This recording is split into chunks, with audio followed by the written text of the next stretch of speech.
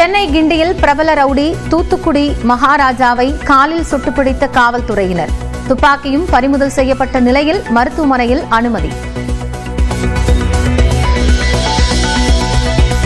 என் பதிலை கேட்க தைரியமில்லாமல் ஓடுகிறீர்களே என வெளிநடப்பு செய்த அதிமுக எம்எல்ஏக்களை பார்த்து சட்டப்பேரவையில் கேட்ட முதல்வர் ஸ்டாலின். அதிமுக ஆட்சி காலத்தை விட தற்போது குற்றச்சம்பவங்கள் குறைந்துள்ளதாகவும் பேச்சு. தூத்துக்குடியில் நடந்த சம்பவம், சாத்தான்குளத்தில் நடந்த சம்பவம், இதெல்லாம் மறந்துடக்கூடாது. உங்களை பொறுத்தவரையில் டிவியில் பார்த்து தான் தெரிந்து கொண்டேன் என்று சொல்வதற்கு நாங்கள் தயாராக இல்லை. பேரத்தலைவரே, தைரியம் இருந்தால் நான் பேசும் பதிலை கேட்டுவிட்டு போக வேண்டும். உங்களுக்கு தைரியம் இருந்தால் தைரியம் ஓடுறீங்களா? தமிழ்நாட்டில் காவல்துறை இருக்கிறதா என்ற சந்தேகம் எழுவதாக எதிர்க்கட்சித் தலைவர் எடப்பாடி பழனிசாமி விமர்சனம். சட்டம் ஒழுங்கை காக்க அரசு தவறினால் தமிழ்நாட்டு மக்கள் கொதித்தெழும் சூழல் உருவாகும் என்றும் எச்சரிக்கை. அரசு போக்குவரத்து கழகங்களில் 3274 நடத்துனருடன் கூடிய ஓட்டுநர் பணியிடங்களுக்கான அறிவிப்பு வெளியீடு. இன்று முதல் அடுத்த மாதம் 21ஆம் தேதி வரை ஆன்லைனில் விண்ணப்பிக்கலாம் என அறிவிப்பு. தமிழ்நாட்டில் 6 நாட்களுக்கு மிதமான மழை பெய்ய வாய்ப்பு. மேலும் 2 நாட்களுக்கு 3 டிகிரி செல்சியஸ் அளவிற்கு வெப்பம் அதிகரிக்கும் என்றும் கணிப்பு.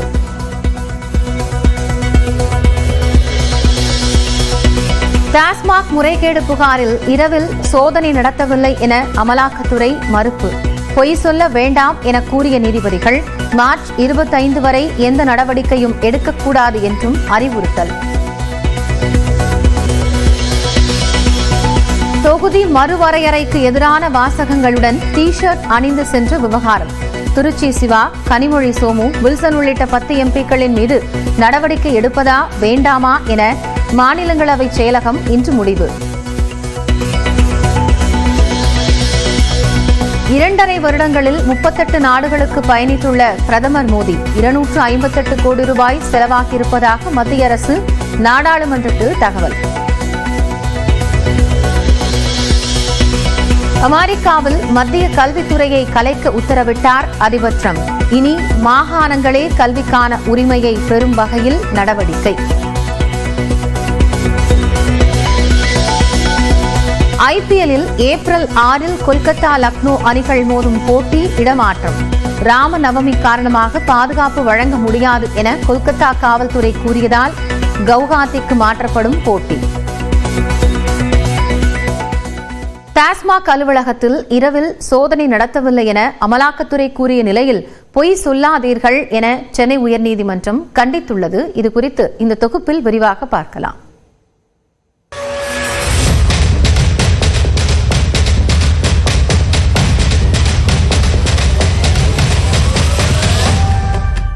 டாஸ்மாக் தலைமை அலுவலகம் உள்ளிட்ட 20 இடங்களில் கடந்த 6ஆம் தேதி முதல் 8ஆம் தேதி வரை அமலாக்கத்துறையினர் திடீர் சோதனையில் ஈடுபட்டனர்.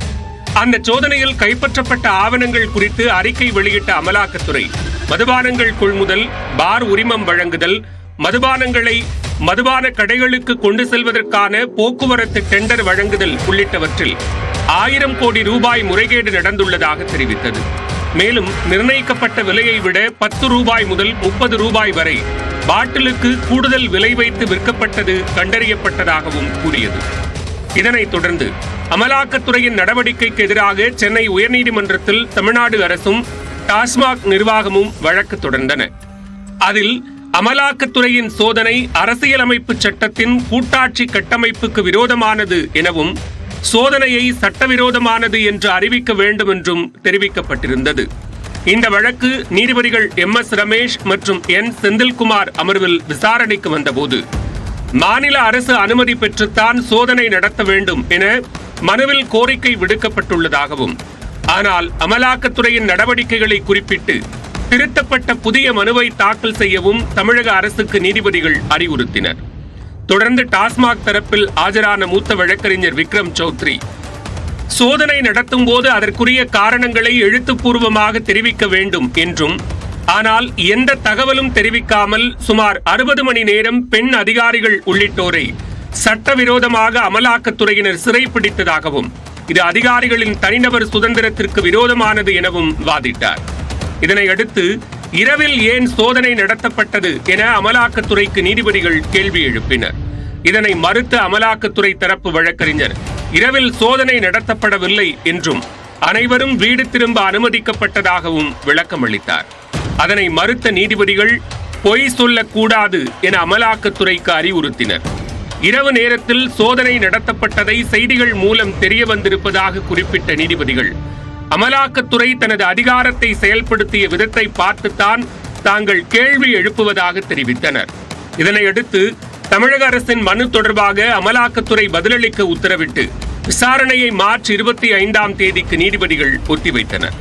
அதுவரை எந்த நடவடிக்கையும் எடுக்கக்கூடாது என உத்தரவிட்ட நீதிபதிகள் எந்த வழக்குகளின் அடிப்படையில் அமலாக்கத்துறை சோதனை நடத்தியது என்பது குறித்த விவரங்களையும் பதில் மனுவில் தெரிவிக்க வேண்டும் என்றும் குறிப்பிட்டனர்.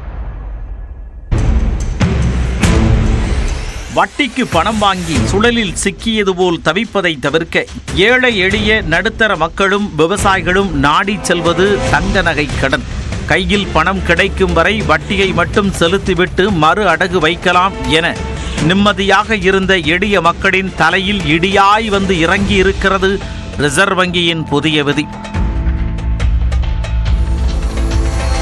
நகைக்கடன் பெற்றவர்கள் ஒவ்வொரு ஆண்டும் காலக்கெடு முடியும் போது வட்டியுடன் அசலையும் சேர்த்து செலுத்த வேண்டும் எனவும் அதற்கு அடுத்த நாளில்தான் நகையை மறு அடகு வைக்க முடியும் எனவும் ரிசர்வ் வங்கி விதிகளை மாற்றியுள்ளது. புதிய விதிகளால் கடனை கட்டுவதற்காக கடன் வாங்கும் நிலை ஏற்படும் என மக்கள் வேதனை தெரிவித்தனர். டேட் ஆயிடுச்சுன்னா திரும்ப அந்த நாங்கள் ஒரு 7 லட்ச ரூபா 5 லட்ச ரூபாய்க்கு வச்சிருக்கேன்னு வச்சுங்க, திரும்ப 5 லட்ச ரூபா நான் புரட்டி திரும்ப கட்டி எடுத்துட்டு மறுபடியும் நான் மறுநாள் தான் வைக்க முடியும். அந்த 5 லட்ச ரூபா பரட்டுறதுக்குள்ள எனக்கு போதும்னு ஆயிடுது, முடியறது இல்லை. என்ன செய்யறது? அதுக்கு என்ன செய்யறோம்? வேற லோக்கல் ஃபைனான்ஸ்ல 1 மணி நேரத்துக்கு வட்டி அப்படின்னு ஒன்று இருக்கு, அதை 5 லட்ச ரூபாய்க்கு வாங்குறோம். அது கிட்டத்தட்ட 5000 ரூபாய் ஆயிடுது, சில சமயம் 10,000 ஆயிடுது. அப்படிங்கும் போது எங்களுக்கு அலைச்சல், பணம் விரயம் நிறையா இருக்கு. பழைய நடைமுறைதான் எளிதாக இருந்ததாக பெண்கள் கூறுகின்றனர். கடன் வாங்கும் போது நாங்கள் 6 மாதத்துக்கு ஒரு தடவை நாங்கள் வட்டி கட்டுவோம். இப்போல்லாம் 6 மாதத்துக்கு ஒரு வட்டி கட்டுறதுக்கு ஃபுல் அமௌண்ட்டையும் கட்டி தான் எங்களை கட்ட சொல்கிறாங்க. அதனால் நாங்கள் வெளியில் ப்ரைவேட்டில் கடன் வாங்கி தான் நாங்கள் மறுபடியும் அந்த கடனை அடைச்சி நாங்கள் வட்டி வாங்கி இது பண்ண வேண்டியதாக இருக்குது. எங்களுக்கு ரொம்ப கஷ்டமாக தான் இருக்குது. பழைய பிறகு நாங்கள் உடனே கட்டிட்டு உடனே இது பண்ணிட்டு வந்துடலாம். இப்போ அப்படி இல்லை, முழு அமௌண்ட்டையும் கட்டின பிறகு தான் நாங்கள் மறுபடியும் இப்போ இது பண்ண வேண்டியதாக இருக்குது. பழைய இதுதான் நல்ல வழிமுறையாக இருக்குது, இப்போதைக்கு அப்படி இல்லை. ஆனால் கடன் பெற்றவர்களுக்கு ஏற்படும் நஷ்டத்தை குறைக்கவே புதிய விதிகளை ரிசர்வ் வங்கி கொண்டு வந்துள்ளதாக வங்கி ஊழியர்கள் தெரிவிக்கின்றனர். கடனை பணமாக கட்டாமலேயே அதை மீண்டும் திருப்பி வைப்பதற்கான அந்த கணக்கீட்டு முறை என்பது ஊழியர்களுக்கு ஒரு பெரிய சிரமங்களை கொடுக்கிறது. அதாவது பணம் வாங்காமலேயே அந்த கடனை நாங்கள் க்ளோஸ் பண்ணி மீண்டும் அந்த கடனை போட்டு கொடுக்கக்கூடிய ஒரு சூழ்நிலை வரும்போது அது வங்கியினுடைய கணக்கியல் முறையில் ஊழியர்களுக்கு பெரிய ரிஸ்கை ஏற்படுத்துகிறது. இந்த நடைமுறைக்கு மக்கள் எதிர்ப்பு தெரிவித்துள்ளதால் கடனை புதுப்பிக்கும் முறையை கொண்டு வரலாம் எனவும் வங்கி ஊழியர்கள் வலியுறுத்தியுள்ளனர். தங்கத்தினுடைய விலை தொடர்ந்து ஏறிக்கொண்டே செல்லுகின்ற இந்த ஒரு காலகட்டத்தில் வாடிக்கையாளர்களுக்கும் சிரமம் இல்லாமல் வங்கியும் இந்த சேவையை செய்ய வேண்டும் என்று சொன்னால் கடனை முடிக்காமல் அதை புதுப்பிக்கக்கூடிய ரினியூவல் செய்யக்கூடிய வழிமுறைகளை வங்கி நிர்வாகங்கள் கையாளலாம். ரிசர்வ் வங்கியின் புதிய விதிகள் தனியார் நிறுவனங்களுக்கு சாதகமானதாக இருக்கிறது என்ற குற்றச்சாட்டு எழுந்துள்ள நிலையில் வங்கிகளும் வாடிக்கையாளர்களும் பாதிக்கப்படாத வகையில் விதிகளில் மாற்றம் செய்ய வேண்டும் என்ற கோரிக்கை வலுத்துள்ளது. நியூஸ் 18 தமிழ்நாடு தொலைக்காட்சி செய்திகளுக்காக கோவையில் இருந்து செய்தியாளர் குருசாமி. தங்க நகை கடன்களுக்கு ரிசர்வ் வங்கி கொண்டு வந்துள்ள புதிய விதிமுறைகளால் பொதுமக்கள் கடுமையாக பாதிக்கப்பட்டுள்ள நிலையில் இந்த விதிமுறை தனியார் நிதி நிறுவனங்களுக்கான வாய்ப்புகளை ஏற்படுத்தும் என்ற குற்றச்சாட்டும் எழுந்துள்ளது. வட்டிக்கு பணம் வாங்கி சுழலில் சிக்கியது போல் தவிப்பதை தவிர்க்க ஏழை எளிய நடுத்தர மக்களும் விவசாயிகளும் நாடி செல்வது தங்க நகை கடன். கையில் பணம் கிடைக்கும் வரை வட்டியை மட்டும் செலுத்திவிட்டு மறு அடகு வைக்கலாம் என நிம்மதியாக இருந்த எளிய மக்களின் தலையில் இடியாய் வந்து இறங்கி இருக்கிறது ரிசர்வ் வங்கியின் புதிய விதி. நகைக்கடன் பெற்றவர்கள் ஒவ்வொரு ஆண்டும் காலக்கெடு முடியும் போது வட்டியுடன் அசலையும் சேர்த்து செலுத்த வேண்டும் எனவும் அதற்கு அடுத்த நாளில்தான் நகையை மறு அடகு வைக்க முடியும் எனவும் ரிசர்வ் வங்கி விதிகளை மாற்றியுள்ளது. புதிய விதிகளால் கடனை கட்டுவதற்காக கடன் வாங்கும் நிலை ஏற்படும் என மக்கள் வேதனை தெரிவித்தனர். டேட் ஆயிடுச்சுன்னா திரும்ப அந்த நாங்கள் ஒரு 7 லட்ச ரூபா 5 லட்ச ரூபாய்க்கு வச்சிருக்கேன்னு வச்சுங்க, திரும்ப 5 லட்ச ரூபா நான் புரட்டி திரும்ப கட்டி எடுத்துட்டு மறுபடியும் நான் மறுநாள் தான் வைக்க முடியும். அந்த 5 லட்ச ரூபா பரட்டுறதுக்குள்ள எனக்கு போதும் ஆயிடுது, முடியறதில்ல. என்ன செய்யறது? அதுக்கு என்ன செய்யறோம்? வேற லோக்கல் ஃபைனான்ஸ்ல 1 மணி நேரத்துக்கு வட்டி அப்படின்னு ஒன்று இருக்கு, அதை 5 லட்ச ரூபாய்க்கு வாங்குறோம். அது கிட்டத்தட்ட 5000 ரூபாய் ஆயிடுது, சில சமயம் 10,000 ஆயிடுது. அப்படிங்கும் போது எங்களுக்கு அலைச்சல், பணம் விரயம் நிறைய இருக்கு. பழைய நடைமுறைதான் எளிதாக இருந்ததாக பெண்கள் கூறுகின்றனர். கடன் வாங்கும் போது நாங்கள் வந்து 6 மாதத்துக்கு ஒரு தடவை நாங்கள் வட்டி கட்டுவோம். இப்போல்லாம் 6 மாதத்துக்கு ஒரு வட்டி கட்டுறதுக்கு ஃபுல் அமௌண்ட்டையும் கட்டி தான் எங்களை கட்ட சொல்கிறாங்க. அதனால் நாங்கள் வெளியில் ப்ரைவேட்டில் கடன் வாங்கி தான் நாங்கள் மறுபடியும் அந்த கடனை அடைச்சி நாங்கள் வட்டி வாங்கி இது பண்ண வேண்டியதாக இருக்குது. எங்களுக்கு ரொம்ப கஷ்டமாக தான் இருக்குது. பழைய பிறகு நாங்கள் வந்து உடனே கட்டிட்டு உடனே இது பண்ணிட்டு வந்துடலாம். இப்போ அப்படி இல்லை, முழு அமௌண்ட்டையும் கட்டின பிறகு தான் நாங்கள் மறுபடியும் இப்போ இது பண்ண வேண்டியதாக இருக்குது. பழைய இதுதான் நல்ல வழிமுறையாக இருக்குது, இப்போதைக்கு அப்படி இல்லை. ஆனால் கடன் பெற்றவர்களுக்கு ஏற்படும் நஷ்டத்தை குறைக்கவே புதிய விதிகளை ரிசர்வ் வங்கி கொண்டு வந்துள்ளதாக வங்கி ஊழியர்கள் தெரிவிக்கின்றனர்.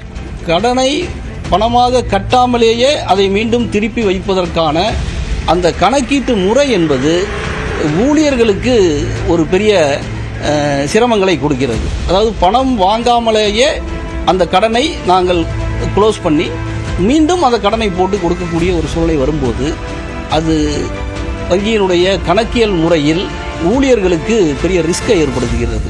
இந்த நடைமுறைக்கு மக்கள் எதிர்ப்பு தெரிவித்துள்ளதால் கடனை புதுப்பிக்கும் முறையை கொண்டு வரலாம் எனவும் வங்கி ஊழியர்கள் வலியுறுத்தியுள்ளனர். தங்கத்தினுடைய விலை தொடர்ந்து ஏறிக்கொண்டே செல்லுகின்ற இந்த ஒரு காலகட்டத்தில் வாடிக்கையாளர்களுக்கும் சிரமம் இல்லாமல் வங்கியும் இந்த உதவியை சேவையை செய்ய வேண்டும் என்று சொன்னால் கடனை முடிக்காமல் அதை புதுப்பிக்கக்கூடிய ரினியூவல் செய்யக்கூடிய வழிமுறைகளை வங்கி நிர்வாகங்கள் கையாளலாம். ரிசர்வ் வங்கியின் புதிய விதிகள் தனியார் நிறுவனங்களுக்கு சாதகமானதாக இருக்கிறது என்ற குற்றச்சாட்டு எழுந்துள்ள நிலையில் வங்கிகளும் வாடிக்கையாளர்களும் பாதிக்கப்படாத வகையில் விதிகளில் மாற்றம் செய்ய வேண்டும் என்ற கோரிக்கை வலுத்துள்ளது.